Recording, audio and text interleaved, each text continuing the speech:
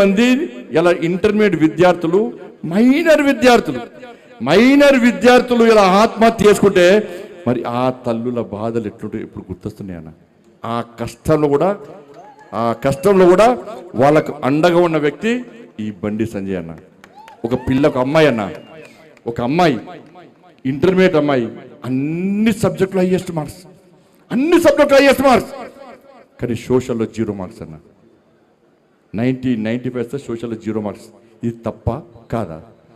ఆ అమ్మాయి కలెక్టర్ కావాలి, నేను IPS కావాలని చెప్పి వాళ్ళ ఉన్న తల్లిదండ్రులు పేద కుటుంబం పొలం అమ్మి పుస్తలమ్మి అన్నమ్మి ఆ పిల్లను డాక్టర్ చేయాలి, IPS చేయాలి, IAS చేయాలంటే గత ప్రభుత్వం మూర్ఖత్వం వల్ల ఆ పిల్ల 0 మార్క్స్ వస్తే ఆత్మహత్య ప్రయత్నం చేసుకుంటే కొన ఊపిరితో ప్రభుత్వం ఆత్మహత్య తీసుకొస్తే వాళ్ళ అమ్మ మెడలో పసుపు తాడు చూసినటువంటి ఆ తల్లి, అరే నా అమ్మ నన్ను చదివేయడం కోసం, నన్ను డాక్టర్ చేయడం కోసం, నన్ను ఇంజనీర్ చేయడం కోసం, నన్ను IPS చేయడం కోసం, IAS చేయడం కోసం పుస్తల తాడు కుదబెట్టి పసుపు తాడు వేసుకొని నా కోసం కష్టపడ్డది.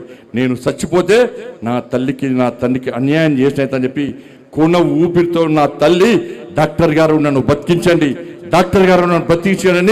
ఆ డాక్టర్ను వేడుకున్న సందర్భం చూస్తే మానవత్వం ఉన్న ప్రతి మనిషి చెలించక తప్పదన్న. కానీ ఆ తల్లి చనిపోయిందన్న. ఇట్లా 29 మంది చనిపోయారు. తిరుగుతున్నా వాళ్ళని కూడా మళ్ళా కలుస్తా, వాళ్ళందరినీ చేరదీస్తా, వాళ్ళందరి లోపల భరోసా నింపుతాన్నా. ఇలా భయపడే వ్యక్తి కాదన్నా. ఇంత పెద్ద సమాజం. అరే శ్రీరామచంద్రుడికే అరణ్యవాసం తప్పలే, సీతమ్మ మీద అపవాదాలు వేస్తే సీతమ్మని అడుగు పంపి ఇవాళ రాముల వారు అరణ్యవాసం చేసి ఇవాళ తప్పుడు కాదని నిరూపించుకొని ఆదర్శ రాముడు, అందాల రాముడు, అందరి రాముడు, మనందరి రాముడు లెక్క మనకు ఆదర్శ రాముడు అనే వ్యక్తి మన శ్రీరామచంద్రుడు అన్న. నా భుజం మీద కాశ్యపు జెండా ఉంది, నా శిరస్సు మీద అమ్మవారి ఆశీస్సులు ఉన్నాయన్న. ఇక్కడ భయపడే ప్రసక్తులేనా? రే ఆంజనేయ స్వామికి నిప్పు పెడితే అదే నిప్పుపై లంకను మొత్తం ఎట్లా దానం చేసిందో ఇలా బండి సంజయ్ని గెలికిరి వాళ్ళ మీరు పెట్టిన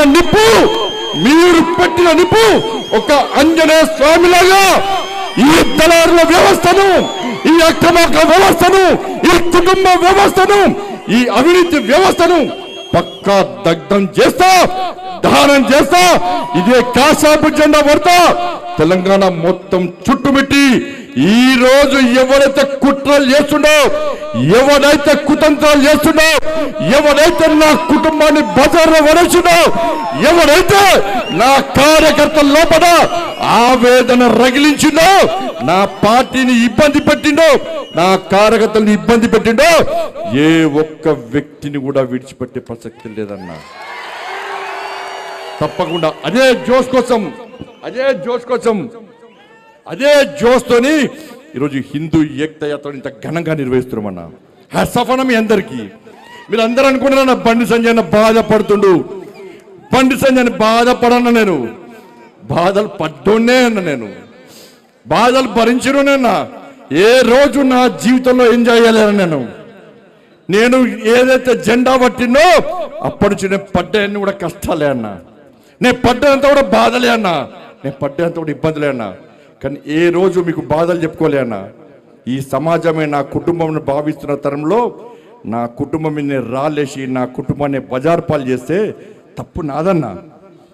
మీ అందరికి క్షమాపణలు నేను చెప్తున్నాను. ఎందుకంటే నా కొడుకు టైం ఇవ్వలే, నా కొడుకుతోనే మాట్లాడలే. మీరే తమ్ముళ్ళు అనుకున్నా, మీరే కొడుకులు అనుకున్నా, పొరపాటు చేసింది నేనన్నా. నా కొడుకు టైం ఇవ్వకపోవడం పొరపాటు నేను చేసినన్నా. నేనే నాకు తప్పు చేసింది. నేను క్షమాపణలు చెప్తున్నాను మీ అందరికీ. కానీ తప్పు ఇవ్వకుండా బయటకు వస్తానని నా కొడుకు నాకు మాట ఇచ్చిందన్నా. తప్పకుండా వస్తాను మాట ఇచ్చిందన్నా. నిజంగా తప్పు చేస్తే నా కొడుకును కూడా నాకు క్షమించన్నా, ప్రసక్తి లేదన్నా. కాబట్టి దయచేసి తప్పుడు ప్రచారం నమ్మకండి. మన జోష్ దక్కించుకోవాలన్న. భయపడేవాడు, బాధపడేవాడు హిందూ కాదన్నా. అందరికీ అబండాలు వచ్చినాయన్నా, అందరి మీద అపవాదులు చేసిరన్నా, మన కుటుంబాల మీద అపవాదులు చేసిరన్నా.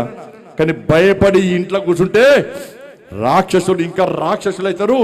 ఇలా రాముల వారసులమైన మనమందరం ఇంట్లో కూర్చుంటే ఇబ్బంది వస్తాయి. మనంతా రాముడు వారసులమన్నా.